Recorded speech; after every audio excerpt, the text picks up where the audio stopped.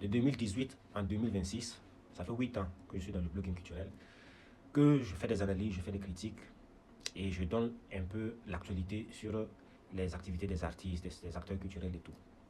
Et durant tout ce temps, cela m'a permis d'avoir une certaine expérience vis-à-vis de ce qu'on peut dire, qualifier de visibilité, ce qu'on peut qualifier d'exposition, que ce soit médiatique et tout. Et à travers cette série de vidéos que je vais faire, je vais essayer de parler un peu à tous ces plus jeunes, ceux qui sont venus après moi, ou ceux qui veulent se lancer sur le digital à visage découvert, ceux qui veulent faire des analyses, faire des critiques, ou bien ceux qui veulent vraiment s'exposer sur les réseaux sociaux. Parce qu'il y a beaucoup de choses que vous voyez, et il y a beaucoup aussi de choses que vous ne voyez pas. L'envers du décor. Les conséquences du fait d'être exposé sur les réseaux sociaux, les conséquences du fait d'être vu comme une sorte de pseudo-star ou bien de pseudo-célébrité. Parce qu'il y a beaucoup de jeunes qui se trouvent dans cette situation. Et si ils se lancent et ils ne savent pas exactement dans quoi ils se mettent, ils ne comprennent pas les enjeux, ils ne comprennent pas les conséquences et tout ce qui peut venir après, ils peuvent se trouver dans des situations assez compliquées. Donc moi, j'ai décidé de faire une série de vidéos où je vais parler du fait d'être influenceur de nos jours pour les jeunes, qu'est-ce que cela représente, le fait d'être visible, qu'est-ce que cela représente, qu'est-ce qu'il faut considérer et à quoi il faut faire attention.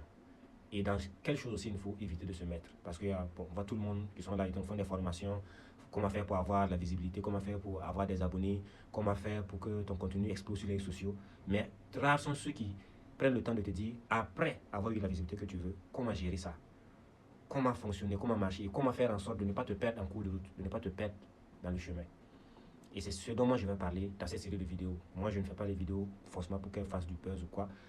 Ça n'a jamais été mon objectif. Et tous les buzz que j'ai pu avoir, c'était des buzz accidentels parce que je faisais que juste faire mon travail.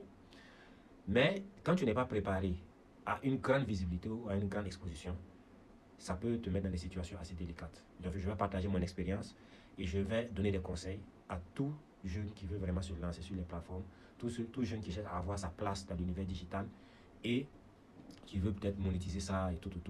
Je vais montrer ce qu'on ne vous montre pas, ce qu'on ne vous dit pas, c'est de ça que je vais parler et on va trouver ensemble des solutions, faire des recommandations pour que vous puissiez rester toujours vous-même, que vous puissiez toujours rester, avoir la tête sur les épaules, avancer comme il se doit et toujours grandir et croître comme il faut.